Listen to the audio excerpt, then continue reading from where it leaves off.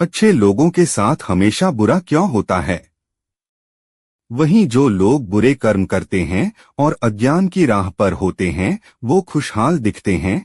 श्री कृष्ण ने इसका जवाब गीता में दिया है।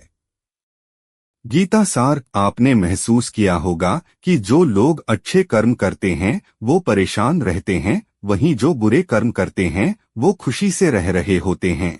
अच्छे कर्म करने वाले परेशान होते हैं कि आखिर उन्हें इतनी परीक्षा क्यों देनी पड़ रही है, जबकि जो अधर्म की राह में हैं वो खुश हैं और जिंदगी का लुत्फ उठा रहे हैं।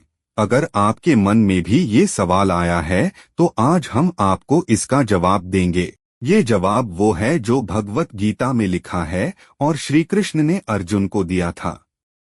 भगवत गीता में वर्णित कथा के अनुसार जब भी अर्जुन के मन में कोई दुविधा होती थी तो वो श्री कृष्ण के पास पहुंच जाते थे। एक बार की बात है, अर्जुन भगवान श्री कृष्ण के समीप आकर कहा कि वो दुविधा में हैं और इसका जवाब वो श्री कृष्ण से चाहते हैं। श्री कृष्ण ने पूछा कि क्या सवाल है? अर्जुन ने कहा, मुझे ये जानना है कि अच्छे लोगों के साथ हमेशा बुरा ही क्यों होता है, वहीं बुरे लोग खुशहाल दिखते हैं। अर्जुन के मुंह से ऐसी बातें सुनकर श्री कृष्ण मुस्कुराए और कहा, मनुष्य जैसा सोचता है और महसूस करता है वैसा कुछ नहीं होता है, बल्कि अज्ञानता की वजह से वो सच्चाई नहीं समझ पाता है। अर्जुन उनकी ये बात समझ नहीं पाए। इसके बाद श्री कृष्ण ने क्या कहा वो जानते हैं।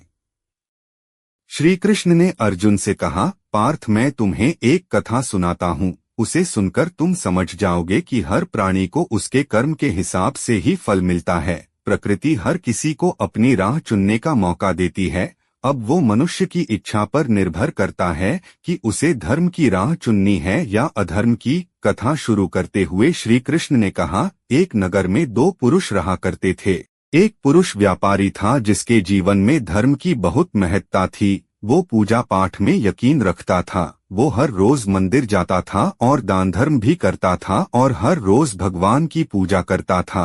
वहीं दूसरा पुरुष बिल्कुल विपरीत था। वो हर रोज मंदिर तो जाता था लेकिन पूजा करने नहीं, बल्कि मंदिर के बाहर से जूते चप्पल चुराने। उसे दान और धर्म से कोई लेना देना नहीं था। समय बीतता गया और एक दिन बहुत जोर की बारिश हो रही थी।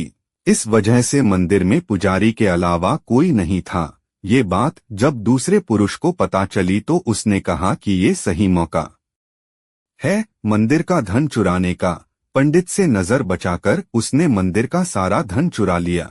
उसी समय धर्म कर्म में विश्वास रखने वाला व्यक्ति भी मंदिर पहुंचा। दुर्भाग्य से मंदिर के पुजारी ने उसे ही चोर समझ लिया और चिल्लाने लगे। वहां लोग एकत्र हो गए और उसे बहुत मारा। किसी तरह वो बचते बचाते वहां से निकला तो दुर्भाग्य ने उसका साथ वहां भी नहीं छोड़ा। मंदिर के बाहर वो एक गाड़ी से टकरा गया और घायल हो गया। फिर वो व्यापारी लंगड़ाते हुए घर जाने लगा तो रास्ते में उसकी मुलाकात उस पुरुष से हुई जिसने मंदिर से धन चुराया था। उसने कहा, आज तो मेरी किस्मत चमक गई, एक साथ इतना सारा धन मिल गया। ये सब देखकर उसे बहुत बुरा लगा और उसने अपने घर से भगवान की सारी तस्वीरें निकाल दी। कुछ सालों बाद दोनों की पुरुषों की मृत्यु हो गई। मरने के बाद जब दोनों यमराज की सभा में पहुंचे और भले पुरुष ने दूसरे व्यक्ति को देखा तो उसे बहुत गुस्सा आया। उसने क्रोधित होकर यमराज से पूछ ही लिया, मैं तो हमेशा अच्छे कर्म करता था, दान में विश्वास रखता था, उसके बदले जीवन भर मुझे अपमान और दर्द ही मिला और इस व्यक्ति को नोटों से भरी पोटली, आखिर ऐसा भेदभाव क्यों?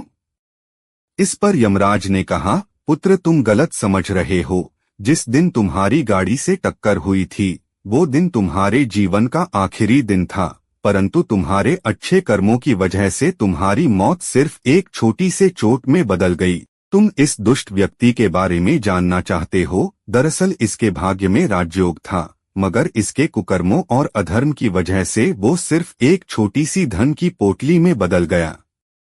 कथा सुनाने के बाद श्री कृष्ण अर्जुन से कहते हैं, पार्थ, क्या अब तुम्हें तुम्हारे सवाल का जवाब मिल गया?